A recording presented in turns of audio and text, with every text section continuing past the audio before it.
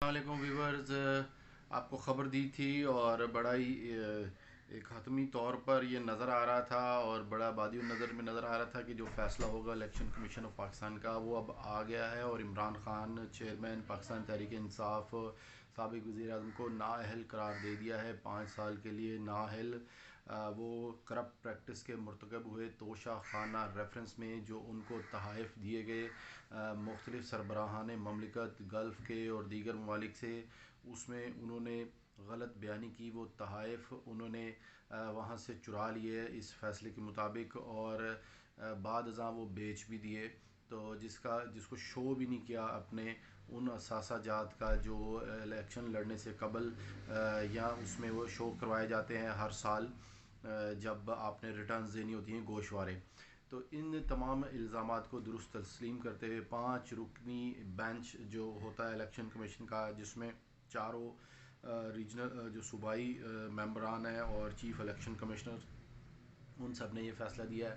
तो अब इमरान ख़ान को नाअहल करार दिया जा चुका है और जो पूरा फ़ैसला है जो मुख्तसर अभी सुनाया गया और मीडिया पर जो चल रहा है उसके मुताबिक उनके मियाँ वाली की जो नशिस्त है जहाँ से वो MNA मुंतखब हुए उसको खाली करार दिया गया है और 5 साल के लिए नाअहल करार दिया गया है। जबकि मज़ीद इस बात का अगरचे कि इसमें ज़िक्र नहीं है, ये भी फ़ैसला देखना है, लेकिन ज़िक्र के बारे में कहना दुरुस्त नहीं होगा कि जो उन्होंने मज़ीद अब ये 6 नशिस्तें जहाँ से वो इंतखाबात जीते हैं उनका क्या होगा। यकीनन अगर ये फ़ैसला इम्प्लीमेंट होता है, वैलिड रहता है, तो वो जो 6 नशिस्तें हैं क्योंकि वो नाअहल हो गए हैं 5 साल के लिए, तो वो कौमी असम्बली सूबाई या किसी भी पार्लियामेंट में वो नहीं जा सकते हैं।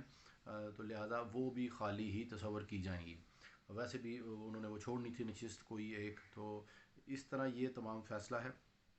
अब इस पर क्या हो रहा है, तहरीक इंसाफ फौरी तौर पर सड़कों पर आ गई है। उनके कारकुन पहले से ही उनको कॉल थी कि जो मुतवक्का फ़ैसला अगर उनके ख़िलाफ़ आएगा तो दोनों सूरतों में आना है। आने की सूरत में भी उन्होंने सेलिब्रेट करना था, लेकिन अब ज़्यादा वो कर रहे हैं। अगर लाहौर की बात की जाए तो लाहौर में एहतजाज शुरू हो चुका है मुख्तलिफ़ शाहराओं पर और जेल रोड पर, शादरा पर और लाहौर चुंगी में, यहाँ पर शंघाई पुल और दीगर मकामात पर ये एहतजाज हो रहे हैं। इस तरह मुल्क भर के दीगर शहरों में भी ऐसे ही हमें इतलात मिल रही हैं। ये अभी टोकन एहतजाज है, अभी इसका हतमी जो है वो बयान किया जाएगा तहरीक इंसाफ की जानिब से। ये सिर्फ सूबाई तंजीमें या सूबाई वर्कर्स जो है वो एहतजाज कर रहे हैं। तो इसके अलावा ये हो गया। तीसरा पहलू इसमें ये है कि अपोजिशन बिलखसूस PDM की जमातें इसको हक़ और सच की फ़तह कह रही हैं। उनका ये कहना है कि इमरान ख़ान ने जो कौम से जो झूठ बोला और आइन कानून को पामाल किया, इलेक्शन कमीशन से झूठ बोला, तो ये बड़ा ही दुरुस्त फ़ैसला है, इसको कानून की फ़तह वो कह रहे हैं। और मरीम नवाज़ ने जो मुस्लिम लीग नून की नायब सदर है, उनका तो ये भी कहना है कि सिर्फ नाअहली पर ही ये मामला ख़त्म नहीं होना चाहिए, सज़ा भी दी जानी चाहिए। अगरचे कि इस फ़ैसले में ज़िक्र है कि इमरान ख़ान के ख़िलाफ़ क्रिमिनल कार्रवाई भी की जाए जिसके लिए ज़ाहिर ट्रायल चले या जो भी है। बहरहाल इस हद तक तो वो कहा गया है। मरीम नवाज़ ने ये कहा। इस तरह दीगर कायदीन भी, जाहिद ख़ान जो ANP और दीगर जो रहनुमा हैं वो भी इसको दुरुस्त फ़ैसला खुशाइंद करार दे रहे हैं। ये तो सारी सियासी इस पर रद्दमल हो गया। अब इसमें कानूनी दाव पेच मज़ीद क्या है, तो यकीनन ये एक 5 रुकनी फुल फ़ैसला है। अब इसके लिए 2 फोरम हैं तहरीक इंसाफ के पास।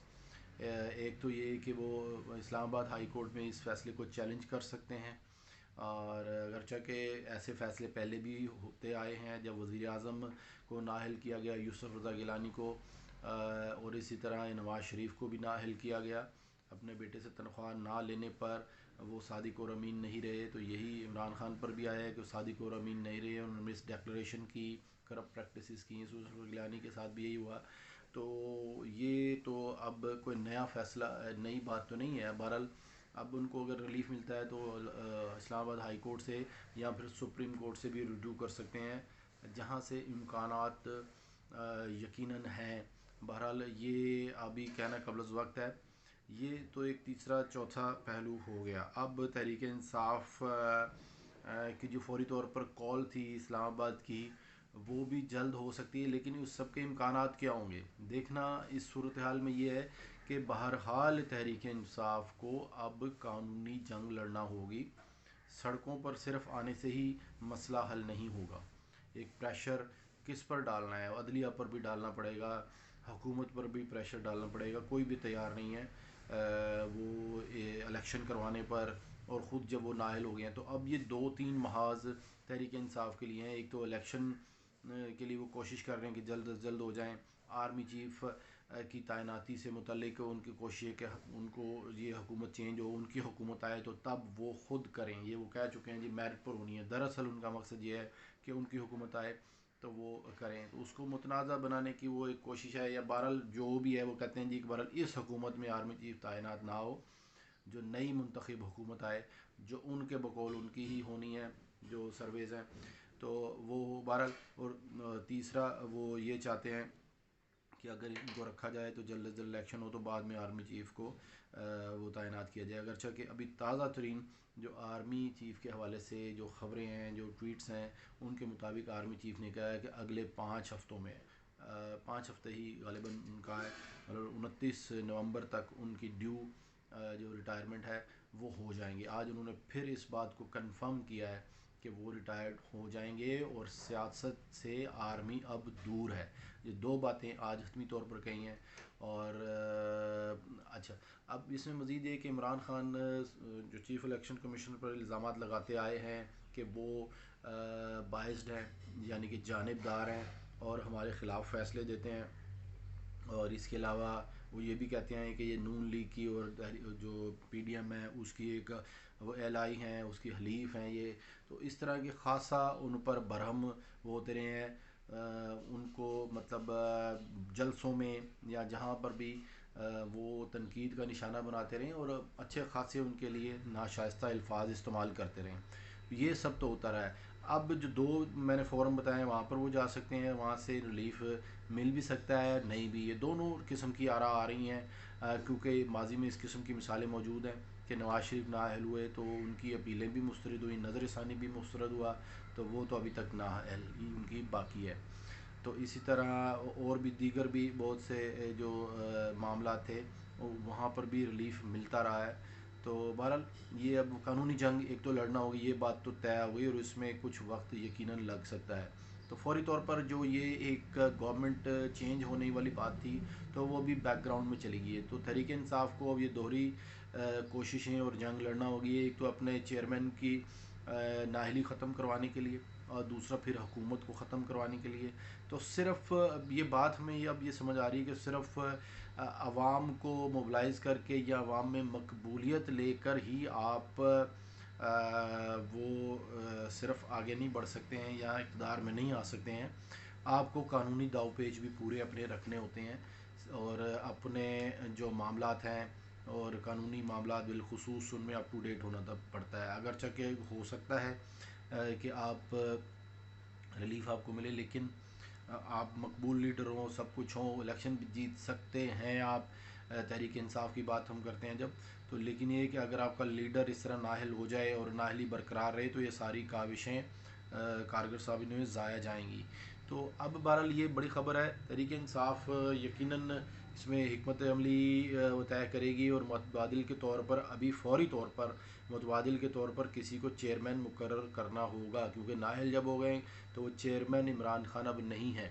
اب وائس چیئرمین جو شاہ محمود قریشی ہیں وہ مضبوط امیدوار ہیں، وہی پارٹی کی کمان سنبھالیں گے. اور وہ جس طرح مسلم لیگ نون نے کیا کہ پارٹی کا صدر بنا دیا تھا جو نواز شریف کو، پھر وہاں سے بھی صدارت سے بھی ان کو ہٹایا کیونکہ نااہل شخص جو صدر بھی نہیں رہ سکتا. یہ بھی سپریم کورٹ کا فیصلہ ہے کہ وہ پارٹی کا بھی صدر نہیں رہ سکتا، تو لہذا عمران خان بھی اب نہیں رہ سکتے. تو اب وہ تاحیات قائد ہی بن سکتے ہیں.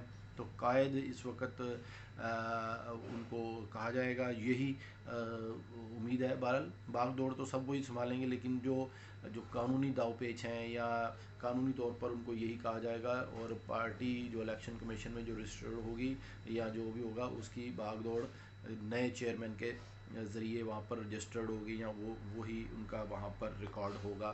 تو یہ ابھی تک کی خبریں ہیں. اس میں مزید بھی کچھ ڈیولپمنٹس ہو رہی ہیں. آرمی چیف کا بھی آپ کو بتا دیا ہے کہ وہ انہوں نے ایک بار پھر اس عزم کا اظہار کیا گیا ہے ان کی جانب سے کہ وہ 5 ہفتوں میں یعنی 29 نومبر تک وہ ریٹائرڈ ہو جائیں گے, اور جو پاک فوج ہے وہ اب سیاست میں حصہ نہیں لے گی. باقی ورلڈ کپ کے دن ہے, زیادہ شائقین میچ کا انتظار کر رہے تھے سنڈے کا, تو امید یہ ہے کہ اب آج کا دن اس میں گزار کر جو شائقین ہیں وہ میچ کی جانب مصروف ہوں گے.